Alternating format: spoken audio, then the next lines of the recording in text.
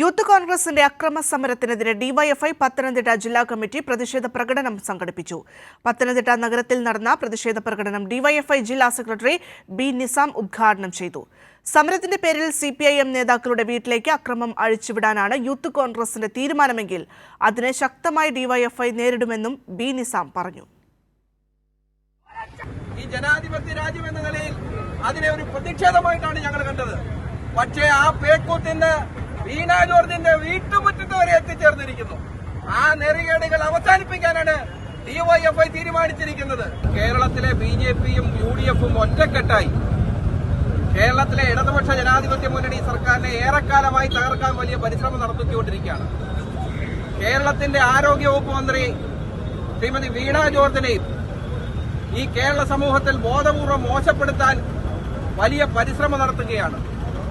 ആ പരിശ്രമം നടത്തുന്ന കോൺഗ്രസിന്റെയും ബിജെപിയുടെയും യുഡിഎഫിന്റെയും നെറികെട്ട രാഷ്ട്രീയത്തിൽ പ്രതിഷേധിച്ചുകൊണ്ടാണ് ഡിവൈഎഫ്ഐ വളരെ പെട്ടെന്ന് ഇത്തരത്തിലൊരു പ്രതിഷേധം ഇവിടെ സംഘടിപ്പിച്ചത്.